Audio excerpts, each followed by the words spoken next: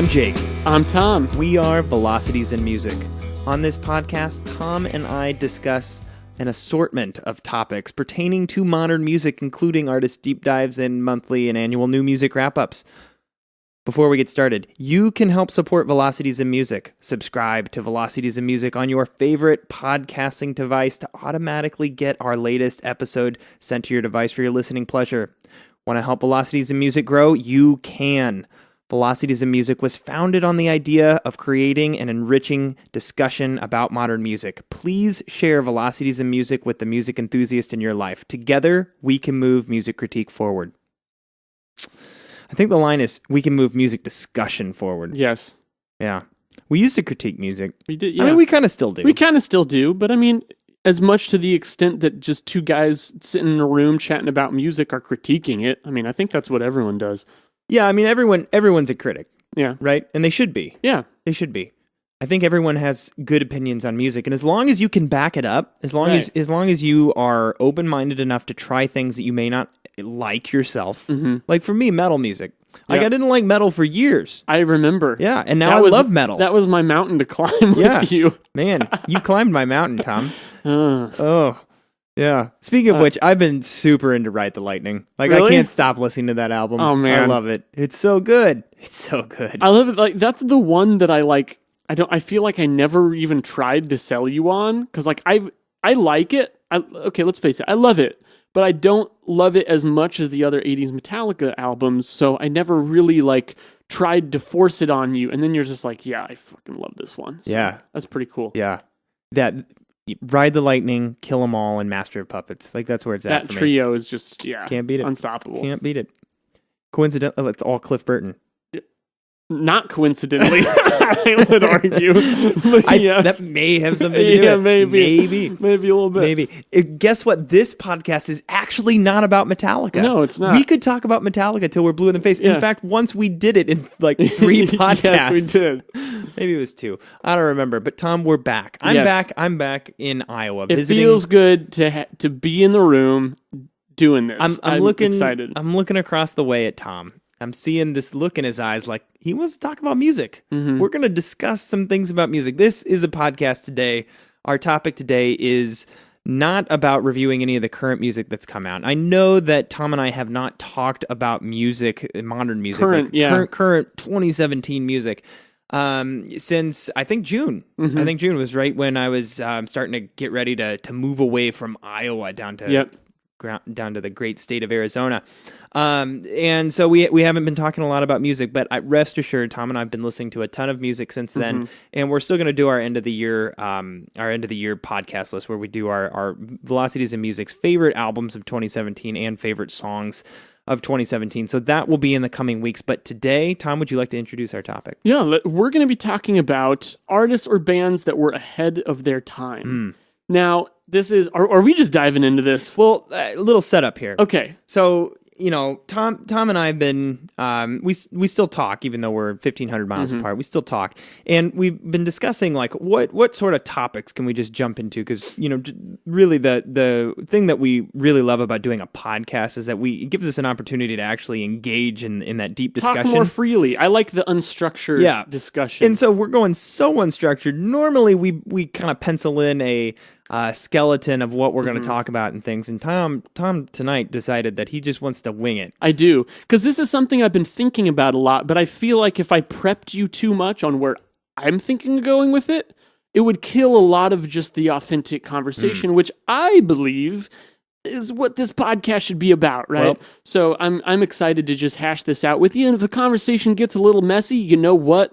I love that. That's what it's all about. Artists that were ahead of their time. So where I want to start with this, I want to start by not actually talking about any artists. Okay. I want to start by defining what this term means. What does ahead of its time mean? Right. So I've been pondering this a lot, and I want your thoughts, Jake, on my definition here. We're going to get philosophical here because I see this term thrown around a lot, and I see it applied to artists that I find myself disagreeing with this label being given to them. And I think what I want to really strongly differentiate, and keep in mind, this is just my own opinion, but where people can have different opinions about how something like this, a term like this, is defined is where people in any form of discussion, but music discussion as well, can start to talk past each other. That's where disagreements start. It's where people aren't on the same page. I'm not saying you have to agree, but we at least have to get these definitions out in the open. I'm already disagreeing with you. I disagree. I don't think people need to agree. What? So to me, I see this label thrown around a lot to artists who are innovative. But I would argue that if you're innovative, it does not necessarily mean you're ahead of your time. Examples I would use are Talking Heads, The Smiths, Radiohead, Nirvana. All of these are bands who were in their own right at different points of their career were game changers, right? They were a huge influence on music. They innovated. They moved music in a different direction and created these offshoots. I wouldn't say that they're ahead of their time, though, because those bands were also very popular and very successful to varying levels, but enough so that I would say all of the ones I just named as off-the-cuff examples were both commercially and critically successful and acclaimed. So what I would argue is this. If someone was successful, were they really ahead of their time? Because to me, it sounds like their timing was perfect. So how do you define successful? Well, that's a good point too, because it's a spectrum, right? But like, we'll take one of the more extreme examples I just gave of Nirvana.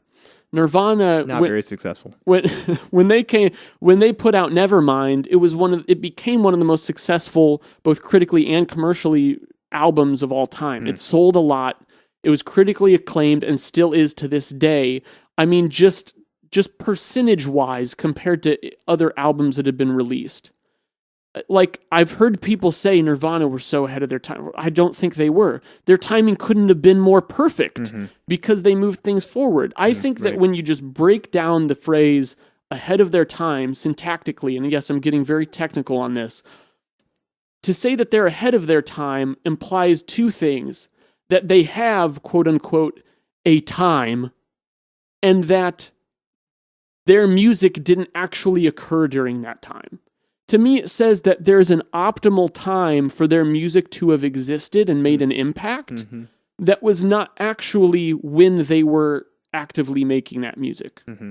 So, like, there's this delay, right? Like, to me, there has to be some kind of, like, time lapse where the music stews and ferments in the cultural hive mind of music listeners, and at some point in the future becomes something greater than it was when it was being made. Interesting. That, to me, is how I would differ. And I think that those artists can still be, of course, innovative, but, like, innovative in a way that doesn't reach their contemporary audience. But I think that a lot of the other bands I just mentioned, like, they were able to be innovative, but, like, how can you say someone's ahead of their time when it seems like their timing was impeccable? There couldn't have been a better time for bands like Nirvana or Radiohead to come in and make the difference that they did. So what I'd like to focus on for this conversation is what artists were maybe overlooked during the time that they were active, but then, like, their music crept back into popular culture to varying degrees. Maybe it became really successful commercially. Maybe it just influenced a lot of other artists and left a mark on the musical canon in that way. But, like, what artists might have been overlooked in their time but were still innovative and left an impact? What do you think? I think it's a great way to narrow down the context of what we're actually talking about here, because I do think you're right. If a band has released music that is labeled ahead of its time, even if, like, shortly thereafter it becomes super popular, very commercially successful, it really isn't ahead of its time. In fact, it defines its time. Yeah. It's genre defining. It's era defining. It's like music that gets associated with an era. Like, Nirvana is a great example with grunge.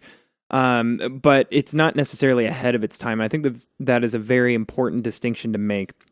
the comment I made about what is successful, like I think you have to look at it from like a commercially successful standpoint. Yeah. Because there is a sort of tipping point that I think commercial sales are indicative of, that once you reach a certain point of commercial sales, and I don't know exactly what that number is, but I would imagine it's millions of copies sold or downloaded or listens or whatever, so somewhere like some just abnormally large number. When you reach that tipping point, you've reached kind of like a certain percentage of like market saturation. Like if you look at like the total number of minutes of music that's listened to in a given year, like a certain percentage of people of all those minutes have a relative awareness of this certain artist. Like for example, Radiohead, to pick on one, or Nirvana. Like a certain percentage of people, everyone knows who Nirvana is. Even if you don't like them, you're aware of their music or maybe a song or two. Radiohead probably less so, besides the song Creep, right? By the way, I was counting, we went 6 minutes before mentioning Radiohead in this podcast. So you have that kind of delimiting factor around what it takes to actually be like to penetrate that success criteria commercially, anyways. And we could probably, given the appropriate amount of time and research, which is not exactly what I think the freeform discussion format is made for. You could probably define what that number is actually within a relative confidence level, right? Yep.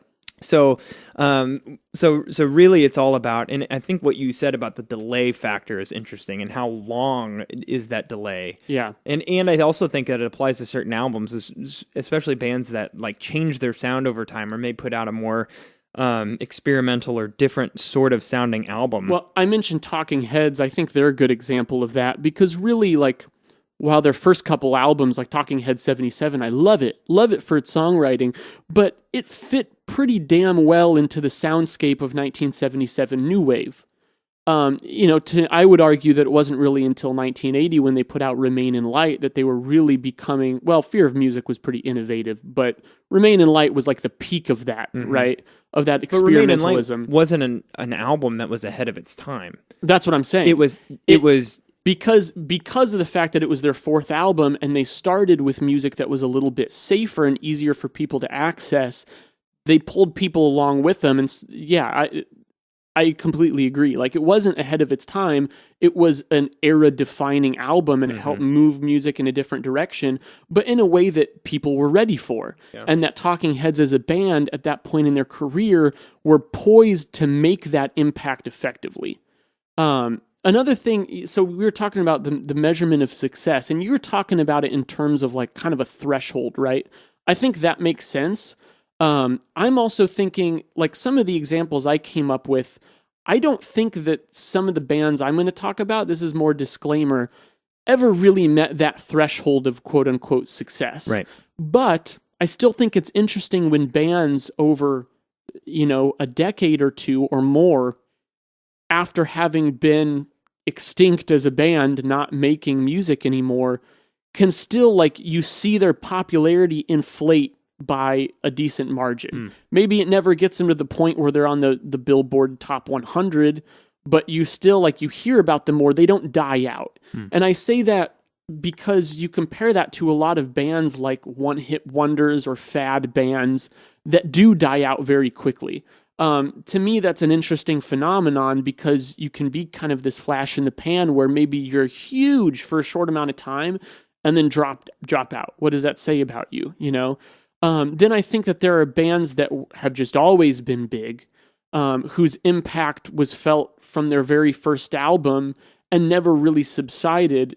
I throw out some names like Van Halen, Guns N' Roses, even like Pearl Jam. We can argue all day about the quality of their entire discographies. I think that all of those bands certainly have low points, but they started strong, and like, all of them could go do a show today and still sell out an arena, right?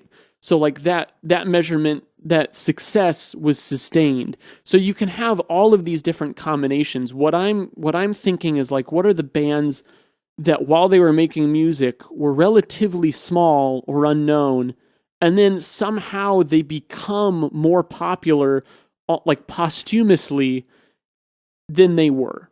I think that's the phenomenon that and once again, that can happen to different degrees, right? But just the fact that it could happen at all, that like after you're done making music, somehow society discovers you and finds merit in what you did is really amazing to me. Can I transition there into an actual artist? Yeah, I think is a great example. I was going to jump in and ask, like, do you have an artist that you would like to start off with? To me, a great example of what I just described is Nick Drake. He was relatively, underappreciated, unknown while he was making albums, just the few albums that he made. And then years later, we see him being, as an influence to so many artists. And we see him appearing on Rolling Stone's top 500 albums list. And we see him getting all this critical acclaim. Like, no, he never, was as popular as Ed Sheeran is now. It's not like in the 80s, all of a sudden there was a spike and he was getting radio plays. But that's not what I'm talking about. I'm talking about the margin of growth and just how many more listeners he has today than he did, relatively speaking, when he was still active. And the fact that that was, like 45 years ago. Like, that's crazy to me. Right. Well, that was the only example I could think of. Oh, really? Yeah. So I just stole that from you. I'm interested to hear what other examples you have. I do have some other ones. In fact, I have them written up here. So let's talk through some of them. Another big one I had along the same lines and even from a similar era is the Velvet Underground. Yeah, I can see that. Who are heralded now, cutting out their last album, Squeeze, which didn't have any of the original members. I think a lot of people just kind of discount that record. But they're seen as having today like a pretty much flawless and hugely influential discography. But in their own time, I know that they were really discouraged by the fact that they didn't really get a whole lot of attention for what they were doing, but today are very well respected. Some other ones that I would call out, and once again, some of these are more or less unknown. I like a couple that I don't know if I would really call ahead of their time. They were innovative, but I still don't think they've had the spotlight that they deserve. Is like Brainiac, band I've been hugely into for the last couple of years.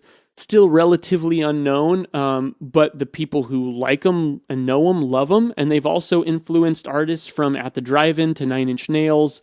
Like, you can still feel their mark made on music, but they themselves never really got the recognition. But still, I would say that compared to when they were active in the mid-90s, around, approximately, that they've gotten more attention now than they did back then. Same thing with, like, there's a group or really artist from the late 60s called Silver Apples, who were really huge innovators in like electronic music and even like kind of pre-krautrock. But they, I see them come up in discussions now and see them regarded as these progenitors to that whole genre. But they never really got, all that big. Yeah. I don't actually know if this band was ahead of their time, but one that I would bring up is potentially like Joy Division. Oh, yeah. No, that's a great point.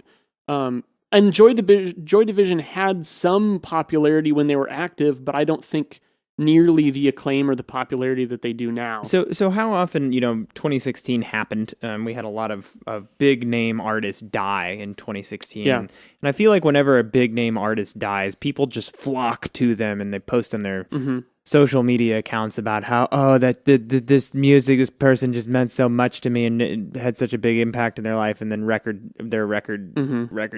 sales just soar, and that's cool and all, because you're jumping on a bandwagon and paying respects, I guess, but how much of it is like, does an artist dying for some reason or another, does that always potentially throw it in? That's always an interesting phenomenon to me. Like you think about presidents, does a president dying make the president better? I mean, no. I think, and this is like, do you think McKinley's a good president? I don't know how to answer that. Well, hey, you're putting me on the spot. I'm going to put you on the spot. I want to know your thoughts on McKinley. 5 minutes ago, this is not where I thought this conversation was going. He used to have a mountain named after him. Not anymore. What do you think about that? Ooh, he's probably rolling in his grave, right? Would he have even had the mountain named after him in the first place if he hadn't been assassinated? If he was still alive?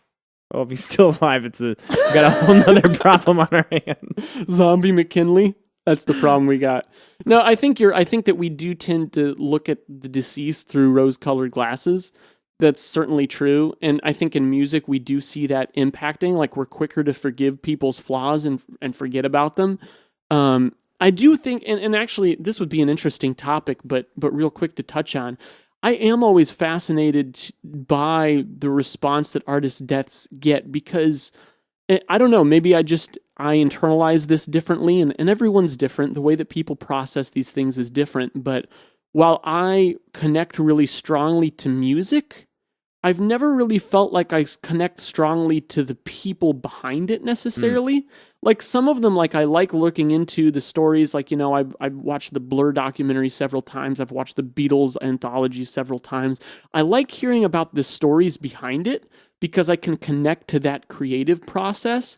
But I never really feel like I've never had an artist's death really impact me beyond like, damn, that sucks. Like, it sucks, that the world lost such a visionary or a creative mind. I feel bad for their families. I feel bad for myself in a selfish way that I won't be able to continue hearing new art from them. But it's interesting to me when people take such a different personal hit on that. You know what I mean? I don't know. Do you ever feel that? Yeah, I'm perturbed at times when artists die because there is this general feeling of sadness. Like I think that it's always healthy to kind of reflect when somebody passes away, to reflect on their work and go, wow, like, and to have an appreciation for it. Like, I think that that's just a thing of respect that like is a good trait that human beings show. Yeah. Like I was being sarcastic earlier when I was talking about how people post on their social media, accounts about that. And I do think that people, like with most things, take it to an extreme at times. And often. And it's also part of today's culture where your emotions have become a public display, right? Like it's your innermost thoughts and feelings are for public consumption. And that's kind of interesting in itself. Right. And moreover, like how people associate their identities with images. And so when a particular artist dies, part of that image dies away with it. Yeah. And I think people feel like part of themselves are dying away with it. And that's a really hard thing to go through. And so you can understand why that would be tough on people. But the music lives on, right? That's what I think is the cool thing about music, is that it's like a time capsule. And so getting back to the, is an artist, is their music ahead of their time, going back to your Nick Drake example, like what really gets me... Perfect one to relate that back to. What really gets me about Nick Drake's music is at the time, that was the early 70s. Think about all the music that was being created at the time.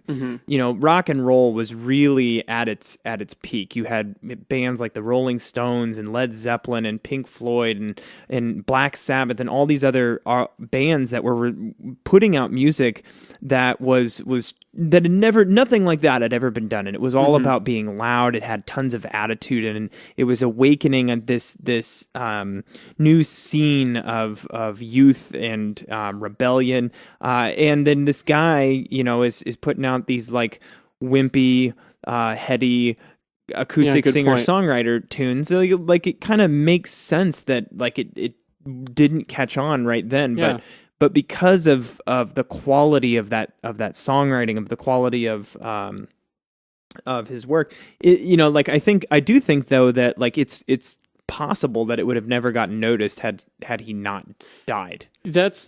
You make a great point. I want to make a couple points from that. First off, you know what I think you just made me realize?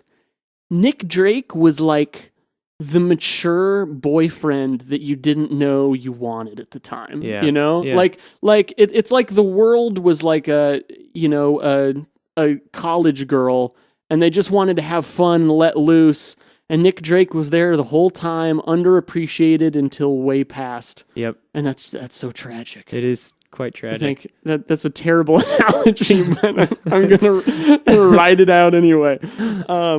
But no, I think you make a great point just from a societal, cultural standpoint. Like, that's what the world was looking for, because that was the new thing. It's easy in hindsight for us in 2017, with what's left of it, to look back at all the music so evenly and in the context of everything that's come out since then and say, yeah, gosh, why didn't people like Nick Drake? Well, it's because, all this raucous, exciting new stuff was coming out that people weren't really allowed to do before then. But it makes sense then that later on people would look back and say, holy shit, did you see what this guy was doing? Yeah. It was really cool stuff. The other thing, too, that I think is right on that I hadn't considered is how his death might be tied in with that resurgence, because when we look at the context of an artist in listening to their work, it does change the way we perceive it.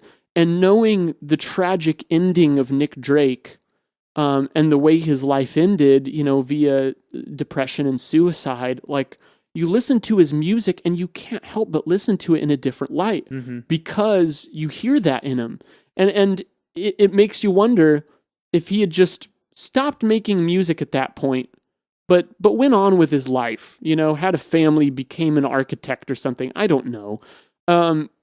Would we have looked back at his music and still had the same kind of revelatory experience? Would we have connected to it on a personal human level as deeply because there wasn't that tragedy that followed that was also reflected in the music itself? Well, and the status that goes along with, okay, this artist died under kind of tragic circumstances is an event that is recognizable and relatable enough that it's kind of in your face, and there's nothing that you can really if you're looking through a list of artists, like no-name artists you've never heard their music before, and you're just looking up, there's metadata there around this artist was active from these years and did alive dead, the cause of death or whatnot. One is depression and suicide, you're oh, well, I might want to check this out, right? It's just a highlighting factor that makes you kind of zoom in on something, and I think that's how things get recognized. More so is certain things happen and then it draws attention, and that's all that I think you really need, in especially in music. I feel like a lot of bands out there get lucky just and get famous or get heard or get signed on complete chance. There are some bands who are just clearly great and they are going places. There's a lot of attention on them before they sign their first record deal, and they end up signing a record deal and then doing great things because of how great they were. But there's a lot of them where it's they were just in the right place at the right time. Oh yeah. And then their music becomes something. Mm-hmm. So a couple other artists I wanted to mention that I think this phenomenon is really common when we have new genres that are starting to be born, right? Because I feel like those true like trailblazers, those true innovators that branch off on their own path, naturally are going to be misunderstood at first. But if they're influential enough, then people will work their way backwards and say, oh yeah, gosh, these guys were doing this a long time ago. A couple great examples of those, I think, are first off the Stooges. Iggy Pop and the Stooges in the late 60s and early 70s put out a few albums that were, it was punk music before, almost a decade before punk music was even really a tangible, identifiable thing. It's just the pun intended here, but Raw Power, their album that was driving their music was phenomenal, and they were misunderstood in their time, and they were never really big commercially, but they kept doing what they did, and they inspired a whole generation of artists.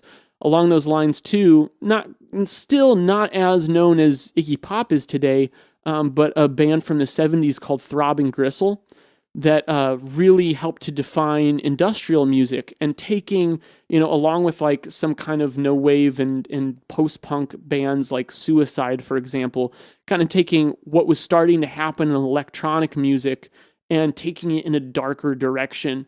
Really helped to shape industrial music, and a lot of people cite Throbbing Gristle as kind of the first industrial band. And I think it's hard to identify, in the same way that Bark Psychosis, remember we reviewed Hex so many years ago, that was coined as the first post-rock album, but really where we decide to put that label on it is always kind of arbitrary, and I feel like the first example of it never really ends up representing what the genre becomes. So like, yeah, Throbbing Gristle could be called the first industrial band, but like I listen to them, that's not necessarily what I hear, but that's in today's standards, they help to lay the groundworks. Another one I would mention is Talk Talk. They had a couple albums with Spirit of Eden, Laughing Stock, Colors of Spring before that helped to lay the foundation for post-rock. But they started as a synth pop band in the 80s.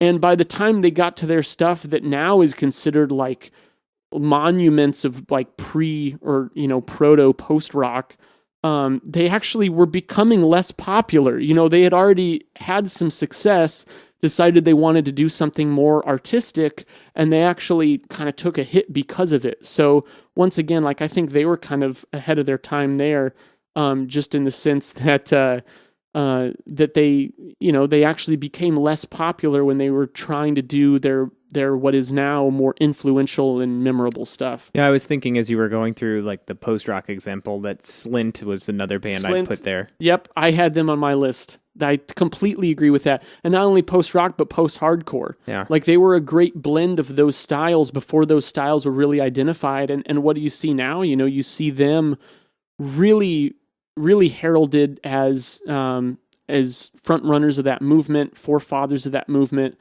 really influential. They did a reunion tour a few years back, and were playing to crowds much bigger than what they were playing with when they were active, because they only put out a couple albums. But that's, I think, a really good example of a band that was ahead of their time, Slint. Another band that comes to mind is Sunny Day Real Estate. Yeah. They had some success in their time, but definitely since then, I think people have looked back and been like, yeah, this band's fucking good. Yeah. Like seeing that they started something, So, Tom, are there any artists today that are active or have been active since the beginning of like the 2010s that you feel are potentially ahead of their time? Like, obviously, this is all speculation at this point. Like, but kind of meet that criteria. They're doing music that's like pretty out there and they're not super popular. Like, I can think of one that comes to mind while I give you a second to think.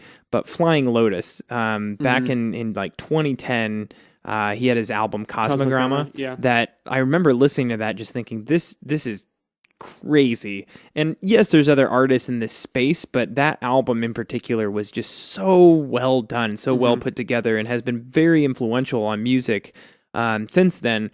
Yet still, I don't think is being looked at yet as something that could be like a seminal album of this age. So I guess to me, the place to start with that then is like, what artists do I feel are really innovating now, and that I could see doing something special in the future, and really, making something happen in music. And honestly, like most of what I can think of is bands that I think were maybe poised to do that a number of years ago, but maybe never really got the opportunity. So I'll talk through that just because I can't think of any great examples of your question. It's something that I'm sure if I probably looked through, my list of recent artists that I'm really liking or favorite albums from the last couple of years, maybe I'd come up with. But like a couple that I think of, like one band that I think is just truly unique in style, that when they first came out, if I heard them, I'd think, holy crap, these guys could be the future, is TV on the Radio. Oh, really? I mean, I listened to their first couple albums and I'm like, this is just some really unique stuff. I don't think that band has done anything bad. I think that everything they put out is good, but I just, over their last couple albums, I feel like they've gotten a little, they plateaued a little bit. I don't think they're really pushing themselves as much. So I think that's, I can't really make that argument now, but I definitely would have thought that a while back. One band that comes to mind, or one artist that comes to mind, is Death Grips. Oh, yeah. Death Grips, I could totally see being considered ahead of their time. In that, like, I think that they have a small like indie or cult following today. Like obviously there's a lot of us out there, like we're two guys from Iowa. I've heard of Death Grips, but I think a lot of people out there, like I could see that music becoming more popular in the future. Yeah. Melt Banana would be another. Oh, that's a great point. And they've been around for a long time and are, I mean, slowly like their popularity's grown, but I think that they've continued to innovate and have never really gotten like the larger breakthrough that they deserve. Yeah. I would say too, I'd be interested to see where the genres of like noise, just noise in general go. Like current artists like Pharmakon and Prurient, Pharmakon. Yeah. Oh like, man. Like I'm like terrified just thinking about that listening. But that's what's great about it. And the thing is, I don't like, let's face it, that music is never going to be on the mainstream radio, but it's not meant to be. But you're seeing an audience for that kind of music grow. And I think we're going to see those kinds of sounds blend into genres of rock, and even hip hop. Like you mentioned, Death Grips. I mean, they're noisy as hell, right? Yeah. I think we're going to see some of those sounds and textures and energies bleed into other genres that I think we'll end up being able to trace back to some artists like that right now. And I think now in the 2010s, it's interesting to look at artists in this time because I think that you're going to have a lot more artists from this time period, the last decade or so, that are considered in the long run to be ahead of their time. Because music is so much more accessible today than it was 40, 50 years ago.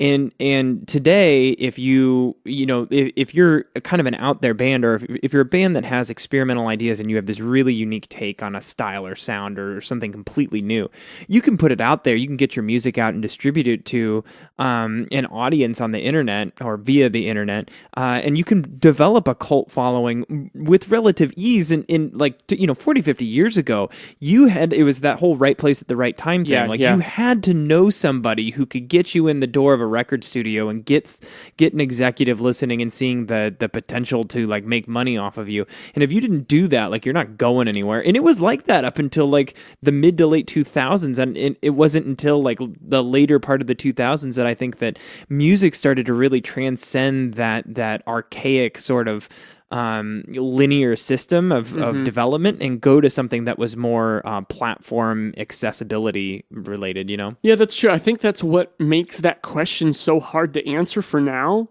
or for this time period, is because, everything is so accessible that there's kind of no excuse for not knowing the good stuff that's coming out, right? Like back in the day, there was so much stuff that was just, if you didn't hear it on the radio or you didn't have a crazy friend tell you about it, you were never going to hear about it. But now, like, everything's online, everything is so easy to find that the buzz gets around quickly. And for an artist to really, truly be overlooked, it almost takes a lot, Like it's because if you're really doing special stuff, I feel like it's easier for people to catch on. But because music is so saturated right now, it's also a little bit harder to make that initial breakthrough. So it's an interesting kind of place that we're in. Thanks for being my crazy friend, Tom. Man. Get me all this crazy ass music you get me into. Have a nice life. Yeah. Holy shit, that's a great example. Yeah. I could totally see them, and actually that's a good example of like a band like I described incorporating some of that noise. I was actually saying goodbye to you. God damn it. Up next from Velocities of Music, we'll have our 2017 favorite albums from Velocities of Music and our 2017 favorite songs podcast. That should be due out in early January. You'll hear that. Also, let us know what artists from the past you think were ahead of their time. And also see if you can answer Jake's question better than I did when he put me on the spot and asked me, what artists from now do you think are going to be revered as ahead of their time many years from now? Because I think that's a really interesting discussion, and I just feel like I fell flat on that one. I'd have to like get on my computer and poke around to really come up with great examples. Maybe we can do a part 2. Ooh, part 2. After we have a chance to do more research. Yeah. Thank you guys for your continued support and participation. Tom and I love all of your comments on our YouTube videos, your Facebook messages, and your emails to us. Your participation is what makes Velocities in Music possible. So, as always, thank you for continuing to be awesome. I'm Jake. I'm Tom. We are Velocities in Music, moving music discussion forward.